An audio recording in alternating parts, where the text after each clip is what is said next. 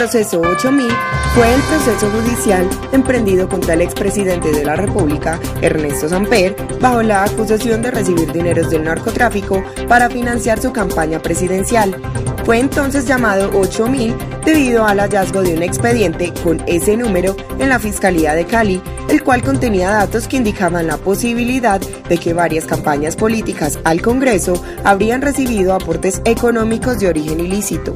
Fue entonces el candidato a la presidencia para el periodo 1994-1998, Andrés Pastrana, quien le hizo entrega al presidente César Gaviria de contundentes narcocasetes, lo cual dio paso para que Fiscalía y otros entes de control abrieran la investigación. En ese momento se vieron involucrados personajes como el ex tesorero de la campaña de Samper, Santiago Medina, el procurador y el ex contralor general de la Nación, Manuel Francisco Becerra Barney, entre otros. Consecuencias en el ámbito nacional e internacional vivió Colombia luego de este proceso.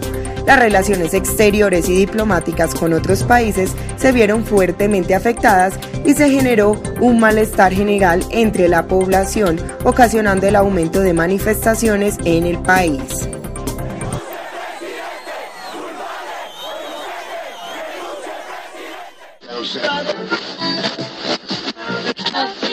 Ahí surgió también la intervención muy vehemente de la Iglesia en cabeza del cardenal Rubiano, que acuñó la famosa frase de que al presidente Samper se le entró un elefante a la sala y no se dio cuenta, para significar que era tan evidente que los varones de la droga habían permeado las campañas políticas y el quehacer político, que el único que no se había dado cuenta de ello era el mismo presidente, que posteriormente afirmó, después de la defensa vehemente que en la Cámara asumiera el ministro Serpa, que si efectivamente habían entrado dineros a la campaña de Samper, había sido a sus espaldas, y esa fue como la estructura de la defensa de él, cuando sus más inmediatos colaboradores señalaron que efectivamente para la segunda vuelta de la campaña presidencial 94-98 había entrado dineros del cartel de Cali para financiar la campaña liberal de Ernesto Samper. Hizo trayectoria las palabras de Monseñor Rubiano del famoso elefante que se le había entrado a la sala Samper sin darse cuenta. El proceso 8000 de verdad fue un detonante grande para demostrar que los varones de la droga, no solamente el cartel de Cali, sino de todo el país, tenían infiltrados los estamentos políticos y judiciales. Tan es así que a raíz de esa investigación, casi el 35% del Congreso de la República, entre senadores y representantes, fueron procesados por la Corte Suprema de Justicia por haber sido acusados y señalados de haber recibido dineros de los carteles de la droga para financiar sus campañas políticas. Para ese entonces, del 95, del 96, el 95 cayó el primer Contralor General por el proceso 8000, Kiko Becerra, un caleño, que fue acusado y se le demostró que había recibido dineros del cartel del Valle. Se hablaba de 300 millones o algo así. Posteriormente, pero él terminó su periodo y fue detenido como el año 95. Posteriormente, David Turbay, quien lo reemplazó como Contralor General de la Nación, también fue acusado de haber recibido dinero del cartel del Valle y fue también procesado y condenado. Esto creó un gran revuelo y generó de alguna manera una inquietud grande en quienes querían que la política fuese saneada y libre de infiltraciones de los grupos mafiosos en Colombia. Es así como, a raíz de la infiltración de estos dineros a las campañas políticas, el Congreso de la República expidió una ley donde establecía unos topes para que los particulares y las empresas financiaran las campañas políticas, ejerciendo un control estatal a los dineros que entraban a las diferentes campañas presidenciales, de Congreso, gobernadores, diputados y concejales. Todos ellos hoy en día tienen que llevar una contabilidad y someterla al escarnio de los entes fiscalizadores para que de alguna manera demuestren que los dineros con los cuales se financian campañas políticas en Colombia, que son cuantiosos, no son infiltrados o provenientes de actividades ilícitas de ninguna índole. Y desafortunadamente quienes estaban encargados de informar no llevaron paralelo a la investigación que en su oportunidad sobre el proceso 8000 llevó la Fiscalía, sino que se dedicaron más bien a informar. Toda prensa, radio y televisión se parqueaban en la entrada de la Fiscalía a escuchar el último boletín, qué dijo Palomari, qué dijo Botero, qué dijo Medina, qué dijo Heini Mogollón. Hoy lo recuerdo como presidente de la Comisión de Acusaciones en la Cámara de Representantes de ascendencia costeña, fue el que le abrió a Ernesto Samper la investigación, pero le tocó también precluirla por votación mayoritaria de la bancada que en su oportunidad manejaba las mayorías del partido en el Congreso de la República. Pasó a la historia tristemente Heini Mogollón por ese hecho, pero de todas formas le abrieron el proceso del presidente y fue absuelto o precluido, no absuelto, porque no lo encontraron ni culpable ni inocente, como dije anteriormente.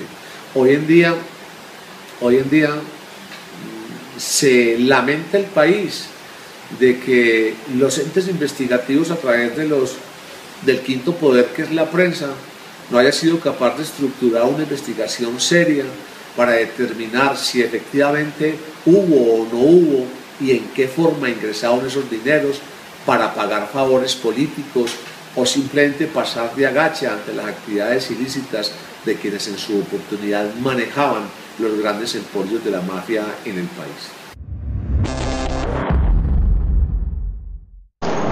Hay dos razones.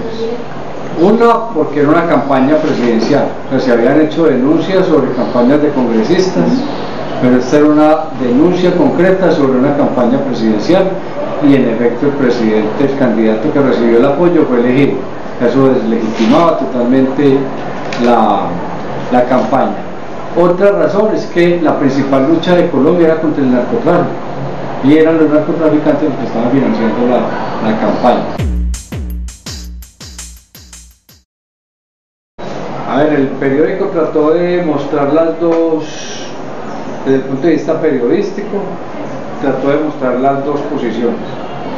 En ese momento era muy difícil el ejercicio porque había mucha filtración y se filtraban piezas separadas de los procesos. Entonces, quien estaba a favor de Pastrana filtraba una determinada declaración y quien estaba a favor de Samper filtraba otro tipo de declaraciones. Entonces uno no sabía muy a ciencia cierta quién tenía la verdad y quién tenía la razón. Entonces el periódico, desde el punto de vista periódico, trató de mostrar las dos posiciones. Ahora, frente al periódico que había, el Samper tuvo grandes problemas de gobernabilidad porque un sector del Partido Conservador se le retiró y un sector de la opinión pública estaba contra él y un sector del empresariado, tanto que, por ejemplo, la ANDI como tal estaba contra Samper, pero los dueños de las empresas en Colombia se empezaron a denominar los grandes cacaos, estaban a favor de Samper. Entonces Samper se reunía con los 5 cacaos, que eran Hernán Echavarría, que era Santo Domingo, dueño del Grupo Santo Domingo, que era Ardila Lule, dueño del Grupo Ardila Lule ORCN, y con el dueño del Grupo Aval, Luis Carlos Sarmiento. En el colombiano esa situación se reflejó como que Juan Gómez, que había sido director del Colombiano y que había sido congresista y alcalde de Medellín, fue nombrado ministro de Transporte por Ernesto Samper. Entonces, de alguna manera, eso coartaba la libertad de expresión del periódico, porque había un compromiso ya, estaban nombrando a la accionista y al director del Colombiano como ministro. Pero la directora, quien lo reemplazó, ella creía firmemente que Samper era culpable. Ella pensaba que Samper era responsable. Entonces había también una ambigüedad en ese sentido. Nosotros como periodistas no teníamos partido y era exponer lo que más se permitiera desde el punto de vista periodístico, tomando los dos lados, pero como les digo, con muchos riesgos porque había mucha filtración. Inclusive el procurador de la época, que era Orlando Vázquez Velázquez, él fue sancionado, restituido y sancionado, porque él fue una de las personas que hizo filtraciones a favor de Samper. Los medios en su momento pues tomaron como caballito de batalla la noticia del proceso 8000. No había día, no había hora en el cual el proceso 8000 no estuviera en boca de todo el mundo, y pues con más razón de los medios. Relativamente yo creería que este fue un caballito de batalla sobre todo por los medios que eran aquellos que estaban a favor de uno o en contra de otro. Entonces los medios asumían posiciones. Si los medios, los dueños tenían que ver con el partido tradicional conservador, entonces le tiraban muy duro el proceso 8000. Y si no, pues entonces le tiraban pasito porque eran de la otra parte, de la contraparte, y hacían ver las cosas de una manera diferente. Entonces yo diría que los medios están polarizados de acuerdo a los mismos partidos. Obviamente, pues, excepto aquellos medios que fueran neutrales, que muy poquitos los hay en este país, la mayoría de los medios asumieron posiciones, ¿de acuerdo a quién favorecían ellos? Si favorecían a los liberales o favorecían a los conservadores, entonces asumían posiciones y daban noticias al respecto. Por lo tanto, los medios incidieron mucho a través de sus comunicados, unos favoreciendo y tratando de mostrar que la cosa no era tan delicada, y los otros sí, que era muy delicada. Se parcializaban, se polarizaban. Creo yo que esto tuvo una gran incidencia para que la gente opinara al respecto. Muchos podrían haber quedado confundidos si uno no era tan delicado, pero otros que eran conservadores y leían medios de comunicación conservadores o con esa tendencia, pues asumían que lo que Andrés Pastrana había hecho era lo mejor, de entregar los narcocassettes, y que los medios que ellos asumían como los propios, esos eran los que decían la verdad, y los contrarios fue lo mismo.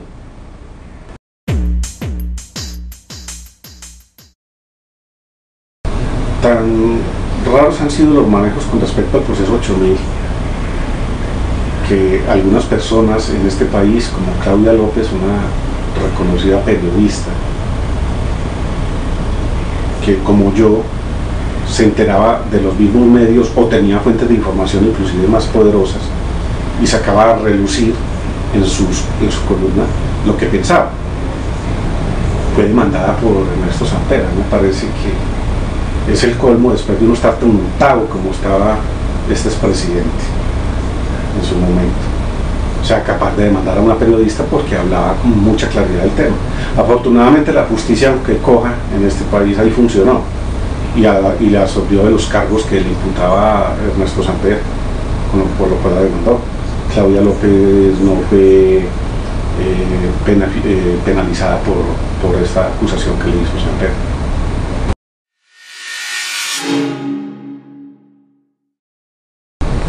El proceso 8000 marcó a Colombia con mucha profundidad, en el sentido de que los dos partidos tradicionales políticos, el conservador y el liberal, tenían una diferencia por la incursión de capitales ilícitos en la campaña política de Samper. Entonces eran los dos poderes más grandes, el partido conservador y liberal tradicionales, prácticamente en la lucha por el poder, y el uno se descarga en el otro apenas perdió las elecciones. Entonces eso marca la historia política de Colombia, adicional a Colombia ante el mundo, porque todo el mundo se dio cuenta que en Colombia habían montado a un presidente, los narcotraficantes, y que no fuimos capaces de hacer justicia en eso y de penalizarlo. Algunas personas sí fueron juzgadas, pero no todas. Todo el mundo se dio cuenta, y para no ir muy lejos, Estados Unidos le quitó la visa a Ernesto Samper para que entrara a Estados Unidos, y Estados Unidos es un país regente a nivel mundial.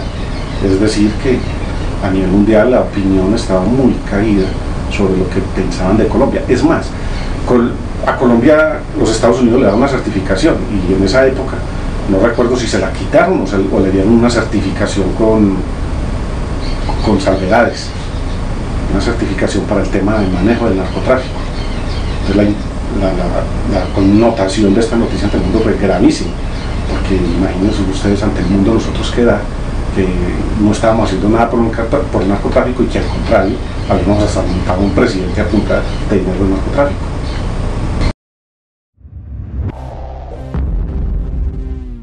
Con respecto a los medios, yo pienso que en Colombia estamos muy sesgados. Los medios de comunicación en Colombia son de grupos económicos y los grupos económicos están con los grupos de poder políticos y estatales y por lo tanto se hace pasito entre todos ellos. Por lo anterior yo creería que uno de los medios que conozco hace rato y que aún leo, Semana, me parece que es de los medios más ecuánimes en ese sentido, que no se polarizan y que profundizan con mucha vehemencia las investigaciones que hacen para transmitir al público los resultados de estas. Y en su momento Semana no se quedó atrás, a mí me parece que hizo un buen trabajo, porque repito, la mayoría de los medios asumían posiciones de acuerdo a cómo sus dueños o los grupos económicos a los que estaban adscritos querían manejar la información.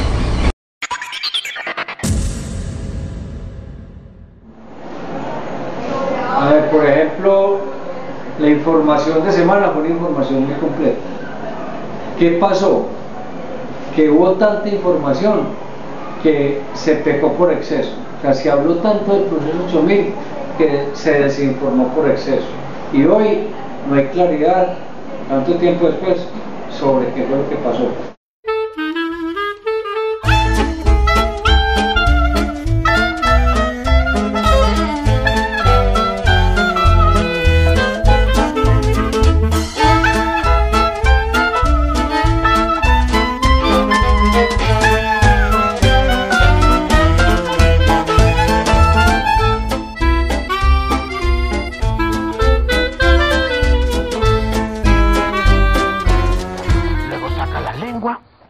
Y la pone bien en la mitad, sí, mijita. Y luego la rocea con harto aguardiente, mijita, sí, con harto aguardiente, para que todos los doctores se entusiasmen. Y luego la flamea, le echa candela a esto para que la prenda bien sabrosa. Eso así, mijita. ¡Ay! ¡Ay! Esto se está como incendiando. ¡Ay! Yo creo que esto ahora sin comisionador, así se va a prender. ¡Ay, doctor Samper! ¡Doctor Samper! Mestre y Giraldo detenidos y empapelados, la cosa pintaba dura. Fue entonces cuando apareció Medina, gran actor revelación del año, protagonizando la más sintonizada de las telenovelas, El Proceso 8000. No sabes cuánto me fascina. Hey, yo, hey, yo. No sabes cuánto me fascinas. Ah, todo yo, todo yo. Buenas noches, Edificio Colombia, le habla Néstor Elí. ¿Cuál escándalo? No, si no es que estoy estrapeando. ¿No es que dijeron que había que ayudarle a lavarle la imagen a Colombia? Pero yo no sabía que lavar la imagen era trapearle el mugre. ¿Cómo? No, ningún escándalo. Ah, no. Lo que pasa es que usted no se ha enterado que los del cuarto, los del quinto y los del sexto están agarrados con los del penthouse. Sí, sí. Mire, lo que pasó fue que los del cuarto, los que tienen el aviso en la puerta, los del cartel, dice que le mandaron un billete al man del penthouse. Entonces los del quinto se enteraron y dijeron, uy, que cómo así, que quién es el que le está pagando el arriendo al del penthouse, que quién es el que lo sostiene allá o qué.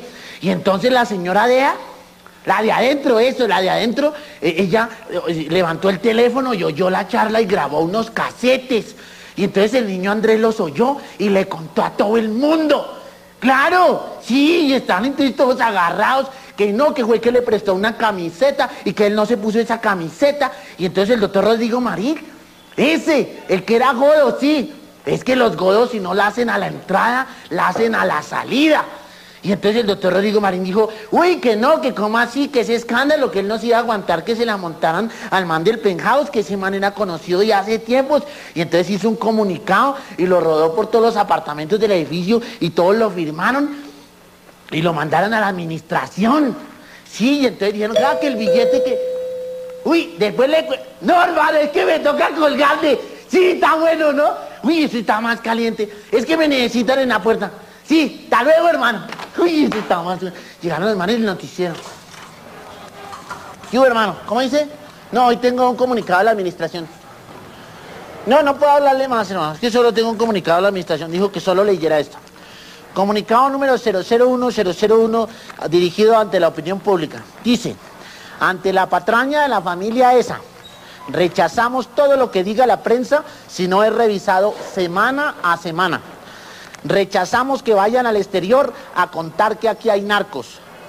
Y respaldamos al man ese que vive en el penthouse. Firma mi sargento Garzón. Perdón, el Consejo de Ministros. ¿Cómo dice? ¿Los 2.000 millones?